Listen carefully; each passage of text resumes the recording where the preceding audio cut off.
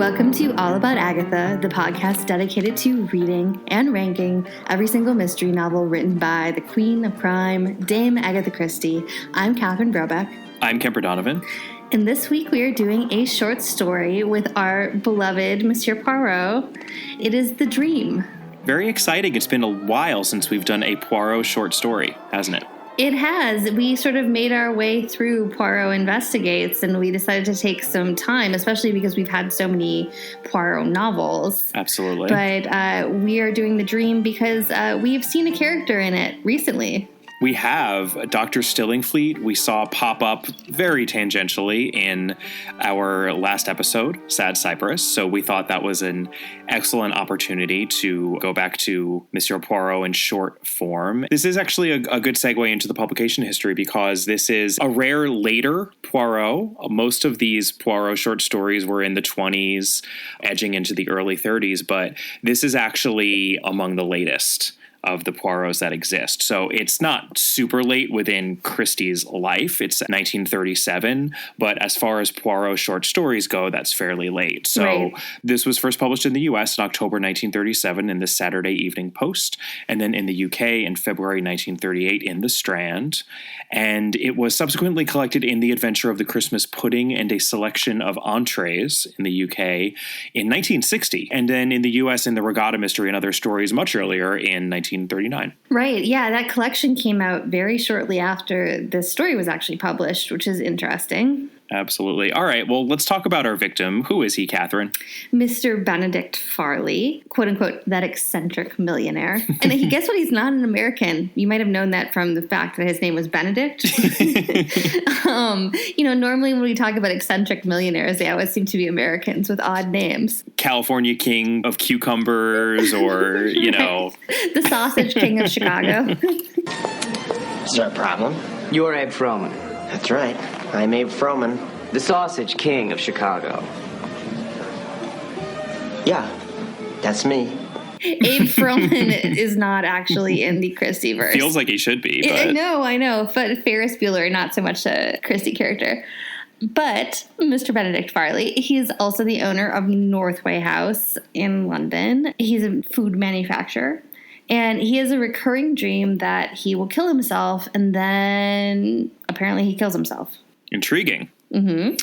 All right, let's talk about our suspects. First, we have Benedict Farley himself, obviously, since his fingerprints are on the gun. And again, he has dreamt of killing himself, and perhaps he did. Right. Then we have Hugo Cornworthy, who is Farley's secretary, and he is the author of the correspondence that brings in Poirot. Next, we have Mrs. Farley, the widow of Benedict Farley, and she is a much younger woman. She is his second wife.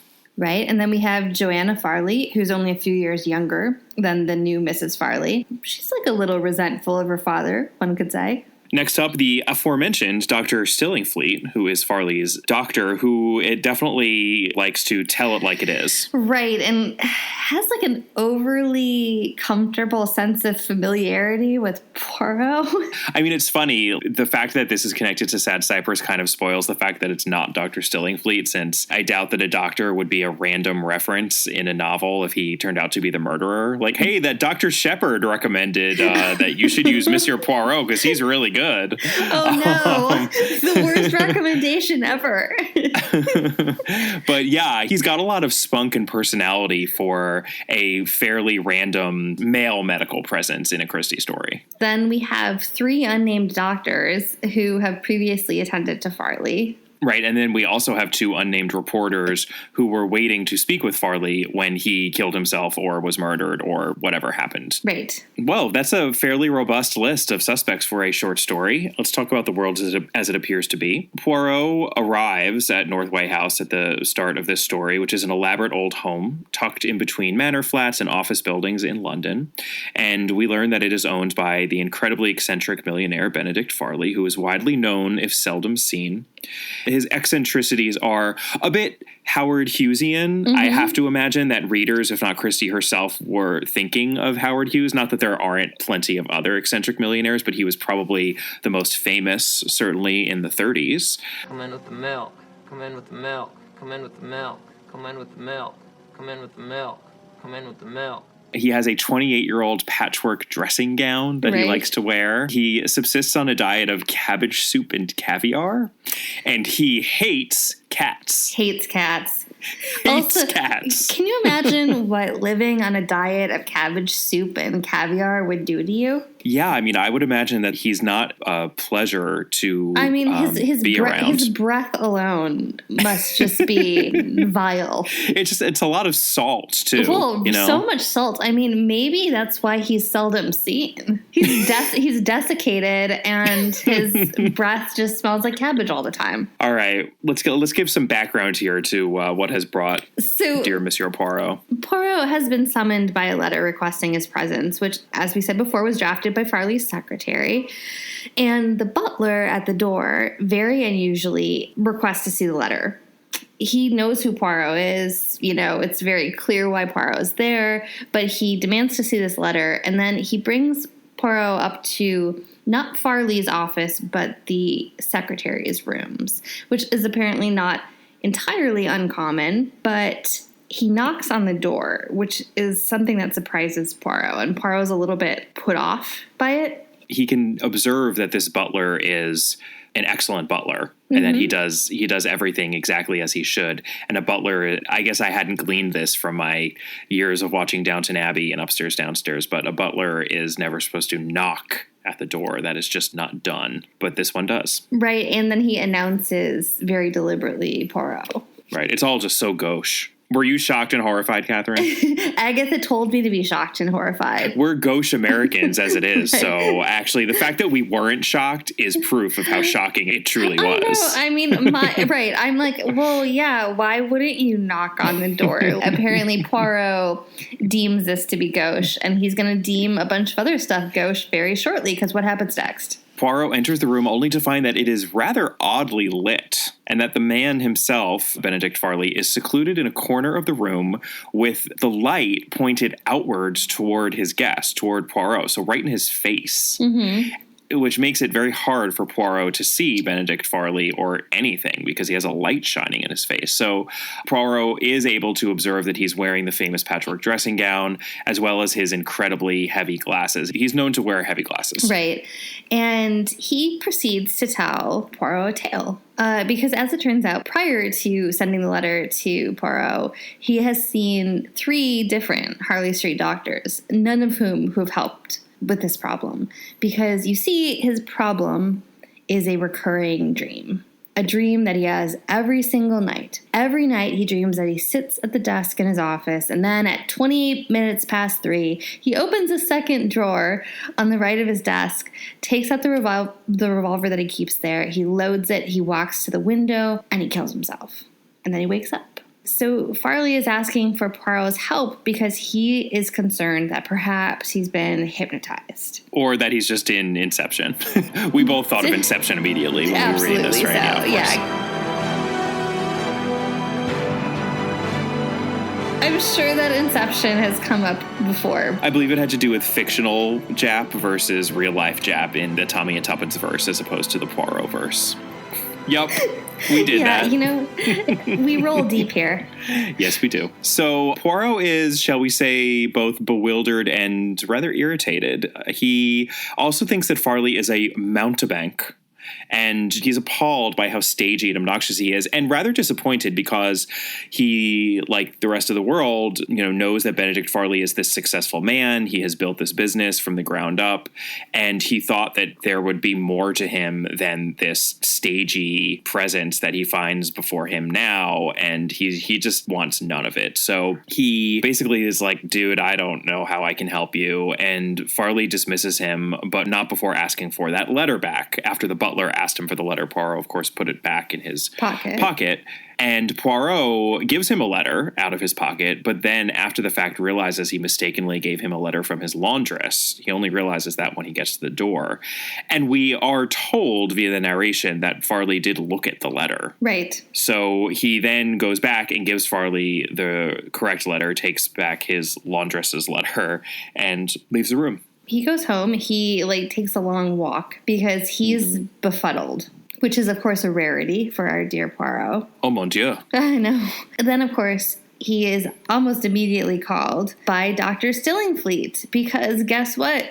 Farley's killed himself. Well, I mean, he did mention Harley Street, so you know the rule. Yeah. When a character in a Christie story mentions Harley Street, they dead. Exactly. Well, and if a character in a Christie story writes a letter to Poirot, Right. they're probably also dead, which is actually why Poirot gets called, because Dr. Stillingfleet is at the house along with Inspector Barnett, Mrs. Farley, Joanna Farley, and Hugo Cornworthy, and the only reason they called Poirot is because they found the letter to Poirot on Farley's desk. And if someone has just arranged a meeting with Poirot, then winds up dead, well, That might seem to indicate some murder is afoot. Right. All right, so Poirot reveals the story of the dream and discusses it with the family members. Mrs. Farley says that she had heard of it, that her husband spoke of it with her as well, but that she dismissed it. Stillingfleet's never heard anything about it. He says he's never been consulted. Joanna is totally unaware, and Cornworthy, the secretary, is also unaware. Then Poirot investigates, as he does, the room in which Farley died, which is not, again, just a reminder, not the room that Poirot is in, since he was in the secretary's room. And this room has an open window looking out at a plain brick industrial wall. Poirot glances out the window and notices something black on the ground right beneath the window, and he seems to come to some sort of a conclusion based on this. And when he returns to the drawing room, he, of course, knows the answer and is just about to tell us all about the world as it actually is, but luckily, this is a Poirot short story, so we've got ourselves a little puzzle mystery here, don't we, Catherine? Yes, we do. We have a few clues. Yay! Yeah, and some of them are, let's just say, very old favorites. Yes, it's like the greatest hits. Yep, I would say so. Sweating to the oldies. Exactly. So the first clue is, of course, the letter, right? It's immediately made out in the story to be sort of a weird thing. And it's not unusual that Poirot would be sent a letter. He sent them all the time. But there's such this heavy insistence on it from all parties involved. And on top of that, there is the very deliberate point that Farley insists Poirot give the letter back. So, I mean, our deduction here is, why is it so critical exactly that Poirot bring the letter? And we can read this in two ways. Either Farley wants to ensure that Poirot is not going to show the letter to anyone else, or Farley himself needs the letter for some reason, and that is inherently suspicious.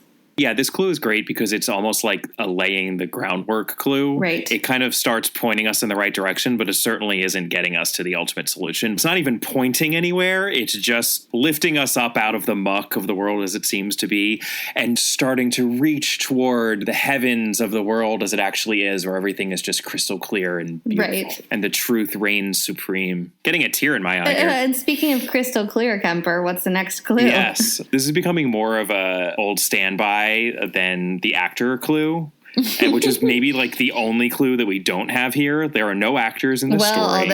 Although let's just say there may be some acting in this story, correct. But there are no actors. Correct. There are no professional actors. So lighting. Clue number 2 is lighting. And we've come across this so many times, most recently in And Then There Were None. And if Christie specifies what the lighting situation is, particularly if it in some way impedes someone's sight, then we should be extremely wary and just question everything that we are, quote unquote, seeing here and not really trust our senses. This is not a sly clue here. Christie makes a big point of telling us that the lighting in Poirot's interview with the light shining in his face and masking Benedict Farley is just really weird and off, and we should definitely note that. So the deduction there is that Farley doesn't want Poirot to see something about his appearance. Right. This is another clue that should just make us extremely suspicious of this interview and everything surrounding this interview between Farley and Poirot. Something's up here. Well, and it gets obviously worse because clue number 3, I would say, combines both clue number 1 and clue number 2 because the clue is the heavy glasses and not being able to see that Poirot provided the wrong letter. This is strange on its face, right? Because even if Farley has terrible vision, that's why he's wearing the super thick lenses. So he should obviously have noticed that the letter, which, as we just said, has apparently huge value to him, is not the right letter.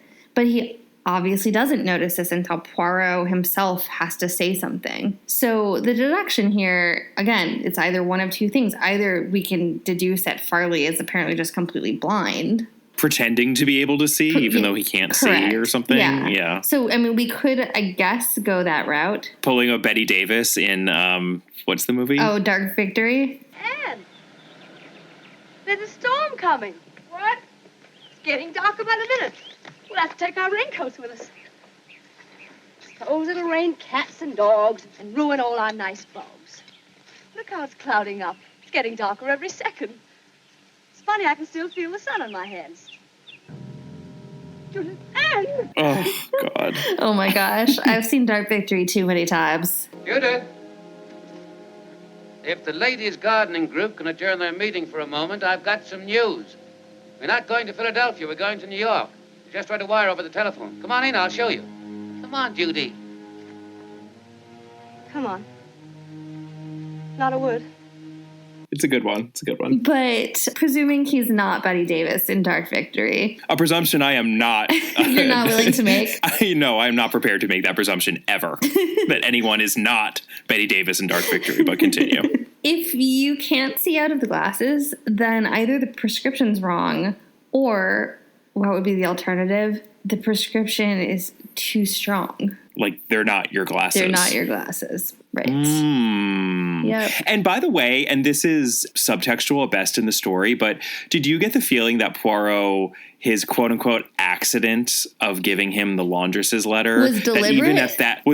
That even at that early stage, it's not written that way. No, like, there's no, but come on. It's actually a really interesting point, because of course I thought that. I thought that he'd done it deliberately. But then when he leaves the house, he is actually confused. So it's not written that he does it deliberately, but like my instinct on reading it was, oh, well, Poirot has done this deliberately because we know him so well. Maybe it's just that he, on an instinctual level, his instincts are so strong that he knew he had to test that, even though on a cognitive gray cell level. This is more Poirot's very rarely spoken of medulla oblongata moment, as opposed to the gray cells of the cerebral cortex. You know, his brain is strong all around. So maybe his instincts here just kicked in, even though he didn't know what he was doing. Especially for a later story, you would kind of have to assume that she must have known that a reader would think that, right? I know, but there's no, she really plays it straight. There's no indication. Poirot could have gloated about it when he's doing his denouement. He doesn't. I know. I guess he didn't, but it's just curious because I defy any reader of Christie reading this story to not think that Poirot on some level did it on purpose. It's a little bit of a tell in the story because you immediately think, oh, well, if Poirot's going to do a switcheroo with the letters, something's wrong here. I mean, obviously that's the correct assumption, but if that's not intended, that's a flaw in the story. I guess it's a flaw, yeah. But it's a flaw that I find sort of pleasing. Oh, well, yeah. Do you know what I mean? It doesn't bother me at all. I kind of liked the confusion over that in the story. I quite liked the story, actually. Yeah, I think it's pretty good. So clue number 4, our final clue. Stillingfleet of the sharp tongue, at least as to Mr. Poirot, is Farley's physician, yet he has at no point heard the story of the dream. Nor, in fact, does anyone seem to know the identity of these 3 Harley Street doctors who Farley told Poirot that he called in during that odd interview. The deduction here is that either Farley really doesn't want his own physician's advice about these dreams, which seems really weird since he's wanted everyone else's advice, right, or maybe there are no other physicians. What all these clues are pointing us to is that everything that happened during that interview was wrong. Yeah, something's really off. Like, we shouldn't trust Farley himself. We shouldn't trust what he was saying. We shouldn't trust anything about it. And I think once we approach it with that deep level of mistrust, we might ultimately figure out our resolution. And what is it, Catherine? Well, the solution that Poirot comes up with is pretty much the oldest in the book, or Christie books. As Bill Hader is a Stefan character would have said on SNL, this story has everything. Bad lighting. Peeps. Mysterious letters. TED Talks. Cryptic omens. Roman J. Israel Esquire. Fights over inheritance. Key fobs. Affairs. Kale chips. There's a whole lot of costuming. Roman J. Israel Esquire. Oh, Stefan. I feel like Stefan would have really liked an Agatha Christie short story. Absolutely. He would have fit right in. You could really build a New York City club around one of these. All right. Well, you see, Monsieur Poirot never met Mr. Benedict Farley. Hugo Cornworthy, the secretary, did not type the letter to Poirot via dictation. He wrote it himself. And then Mr. Cornworthy dressed up in old man makeup and Farley's famous patchwork robe. As one does. Yep, as one does. He was like, okay, I'm in an Agatha Christie story, so I need to put on a costume. I need to make the lighting really bad. Yeah, you use some putty on my face. Who knows? Even though it's not mentioned, maybe he was drawing on some amateur theatrical skill from his university days. We don't know. We don't. He then created some somewhat bizarre tics for the butler to abide by so as not to be seen or surprised in the room, I suppose. And he then brought in Poirot to be a witness to the story of the dream, which, of course, Poirot had no ability to solve. That wasn't the point. The point was that Poirot, when summoned after the fact, would be able to recount the story and provide proof that Benedict Farley actually did have this dream. Right. And then after Poirot was sent away, the rest of the plan can go into motion. So Cornworthy lured Mr. Farley to his window with a stuffed cat. Okay, here's where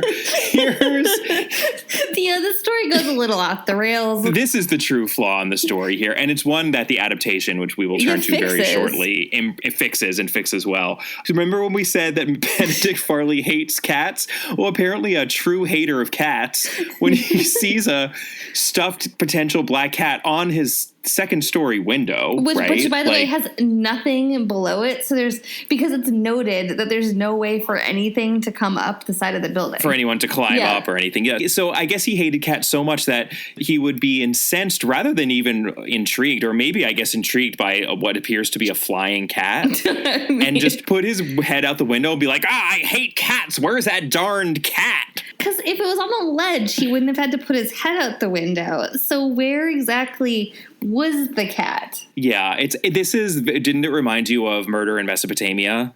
Remember? Yes, it did a little bit. The thing that got her to the window was the face that had been used to scare her the night before, and then this was in broad daylight, so the plan was she was going to be really mad when she saw that the face was a fake and lean out and be like, where's that face? That darned face. Then just drop the stone on her head.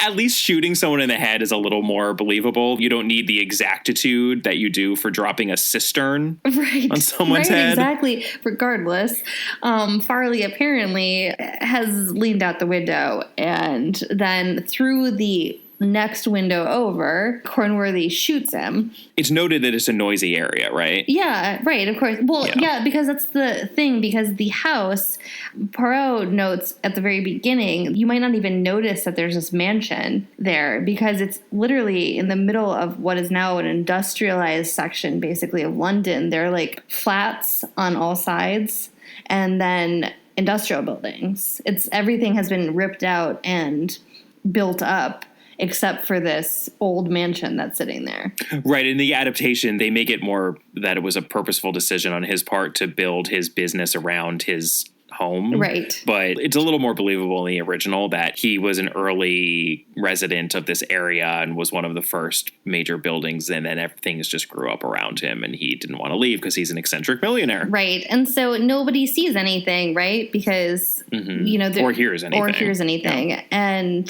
that includes the journalists out in the hall. So Cornworthy wipes the gun clean, hides it between some papers and the letter to Poirot, and then he walks out into the hall where, of course, these journalists have been left to sit.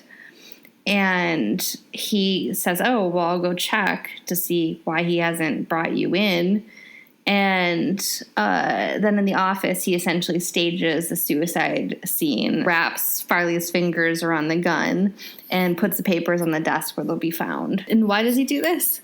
Well, it turns out that he's actually in cahoots with Mrs. Farley, who, let's remind ourselves, is the only other person who said, oh, yeah, he told me about that dream, too. Mm-hmm. Yeah, he's having an affair with her, and they had together planned this out to get rid of Farley and get his money because she got a sizable chunk upon his death, even though his daughter got the lion's share, right? She gets the bulk of his estate, and he had deliberately prevented her from marrying the love of her life. Right. So really, Joanna Farley has the wins. biggest well, she wins. She had the biggest she had the biggest motive, but she also she definitely wins because she gets to marry the man that she's in love with, and she gets a massive fortune. And that aspect of it actually reminded me of the Sittaford mystery, where it's even more clever there because the motive is money, but it's £5,000. It's like not that much money, but it's a believable amount of money, especially for a retired colonel who doesn't have much income to murder someone. You know, money is often a motive for murder, but it doesn't have to be an obscene amount of money. It just has to be enough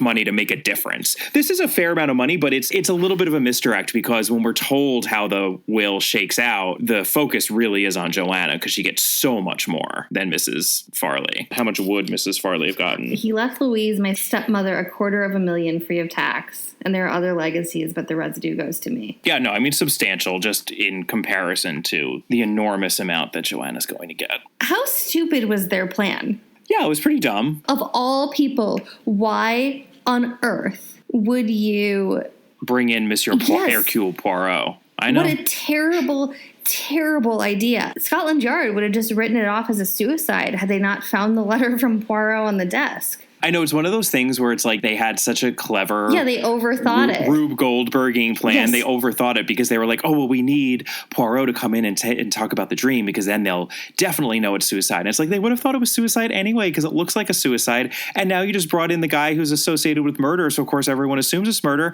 And now you have the best detective in the world. Right. In the history of time. Right. Who's investigating it. Who's now perturbed by what happened. Right. No, it's terrible. It's a creative way of bringing Poirot into the story other than, oh, Monsieur Poirot, there's been a murder. Can you help solve it? But it shows how limited those options are because you run into these logic problems. It's clunky. The story is very readable. I mean, I don't actually think the story is clunky. It's just that their plan is clunky. Yeah. Their plan is clunky, but the story is readable. And we've talked about this too, where these sorts of flaws in short stories are so forgivable because you haven't invested that much time or energy into it. So it's fine. And she gets a little loose with the rules, and you would have to imagine in a novel she would probably tighten that up. But, you know, that was a little bit of our problem with Death on the Nile. Like, that was kind of a dumb plan, too, if you're really looking at it logically. You're making your job pretty hard for yourself there to murder someone in that closed of a setting. Yeah, you know? Well, it's requiring a lot of luck and having things not be looked at very closely. Right. But these issues, I would argue, are endemic to the murder mystery genre overall. It's just it's glaringly, no pun intended, obvious in this short story. Right. So I guess let's talk about the adaptation, which is very close to the book in a lot of ways. Oh, yeah, very close to I mean, this is one where the original story is a bit longer than some of these other Poirot short stories, especially those earlier Poirot Investigates. Some of those are so slight and they had to do so much invention. They didn't have to do as much here because there was a lot of story to hang on to. We still get a Clive Exton chase scene. Of course we do. Of course we get a chase scene. In due course, the happy ending would have been achieved. £250,000 and 2 hearts that beat as one. Stop him! But it's on a motorcycle pursuing a man on foot. Stop him, Herman! Stop him! What? Oh, right. We don't get that car going down the back country road alleyway. I know. And then the truck backing up. We should mention that this is actually the last episode in the first season / series of the show. So this is 1989, and everyone looks extremely young. I know. David Suchet is so spry and dapper. Well, he's not spry because he was never spry as Poirot, but it was noticeable to me how young they all looked. And this is when the series was definitely still in its what feels almost cutesy compared to those later darker seasons now. I mean, there are just so many comedic hijinks in this episode. And there's so much interaction between Miss Lemon and Hastings. This is your chance. What? This is your chance to invest in a pair of home-fit, real leather shoes. Oh, that's clever. Fit spelled with a PH. Just return this card and our representatives will call on you. Made to measure shoes, apparently. Seem awfully reasonable. Don't suppose there are any made-to-measure typewriters in there, have they? Sorry? Ever since last Easter, I've been asking Mr. Poirot for a new typewriter. Mr. Poirot isn't mean, but he is careful. Who aren't even in the story, obviously. Of course not. And Miss Lemon is very delightful in this. Yes, she is. All she wants the entire episode is a new typewriter. It's sort of a running gag, and then the final scene of the episode. This is for you. Oh, Mr. Poirot, you shouldn't have. It's Poirot bringing this package to her that looks exactly like it has to be a typewriter, and she opens it up and it's a clock, because Miss Lemon is the one who gave Poirot the idea that leaning out the window. Yeah, that Benedict Farley was leaning out the window, since she has to lean out a window to get the time. What do you think, Miss Lemon? It's wonderful. It's... Now, we shall have no more leaning dangerously out of the window to tell the time, yes? It's just what I wanted. She says that she can't wear a wristwatch due to magnetism. I know. It goes into that category in this series, which is a little bit weird, that Miss Lemon has like a thing with the occult. Right. So I guess that it sort of throws off her aura or something. Yeah. I think that was what I read from that. There's this scene where Miss Farley, Joanna Farley, is fencing. And he's terrified that he's going to be like stabbed by the epee. Run through. Yeah, yeah. Hello, Monsieur Poirot. Fancy your chances? No. Thank you very much, mademoiselle. But essentially, Hercule Poirot is a man of peace. By the way, Jolie Richardson. Very young Jolie Richardson. Very young. You identified a really funny exchange, too, about the product that Benedict Farley makes. Oh, about Mr. Farley. Miss Lemon says he makes pies. Makes pies? Hastings, to say that Benedict Farley makes pies is like saying that Wagner wrote semiquavers. Well, they're good pies, are they? No, horrible. But there are a great many of them. It is so delightful. I love how they capture the Poirot-Hastings relationship in those early seasons. I know. I remembered the plot of this one due, I'm positive, to the Suchet adaptation, because I don't think that I actually had read the original short story, but I remembered that it was about, obviously, a dream, and that the dream wasn't real. So I knew right away when I was reading this that Mrs. Farley had to be in on it, because she was talking about the fact that he mentioned the dream to her. And I was kind of able to feel my way through what was going on, but it was because the Suchet adaptation was so good and had stuck in my mind.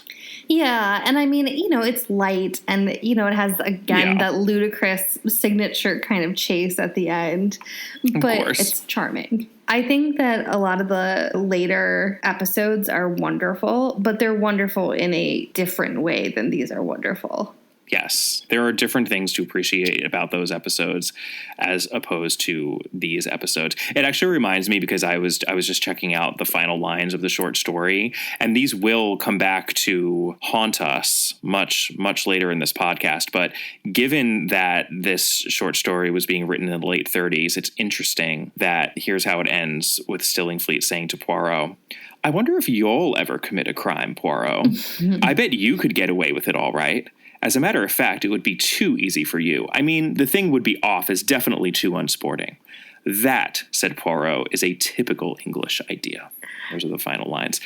I think she had something on the old noodle while she was writing this about a future novel, but we will leave it there for now. Being so oblique, but she would have written it around the same time, right? Yes. No, she was working on a future Poirot novel that we will get to many moons from now, right around this time. This is one of these novels she put into a vault, so it was written much earlier than it was published, but let's not spoil anything. Yeah, we'll say nothing else. And with that, I think we are done with the dream. Next week, we are not going back to Monsieur Poirot, but we are visiting our spooky friend, Mr. Quinn. Is he even human? We're really not sure. Nobody is sure. certainly not Mr. Satterthwaite. Speaking of desiccated, dried up little men. I know. So that one will be The Sign in the Sky, and that is from the Mysterious Mr. Quinn collection.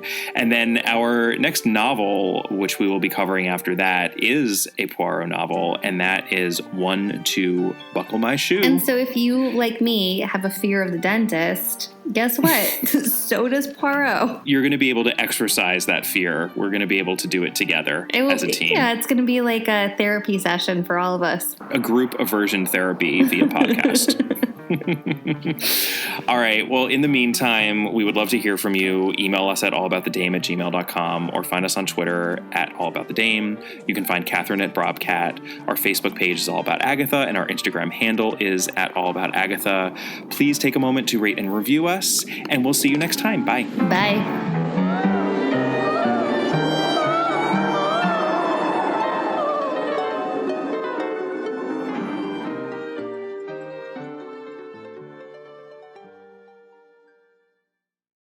You love podcasts, the stories, the laughs, the unexpected turns. But when this episode ends, the silence starts. Not anymore. Audiobooks.com turns that silence into your next great adventure. With over 450,000 titles, from bestsellers to hidden gems, your love for listening just found its new best friend. And because you already know the joy of audio, we're giving you 3 free audiobooks to start your journey. Imagine your favorite podcast, now with unlimited episodes. That's audiobooks.com. Keep the story going. Sign up for your free trial at audiobooks.com/podcastfree today. Because for podcast lovers like you, the end of an episode is just the beginning. That's audiobooks.com/podcastfree.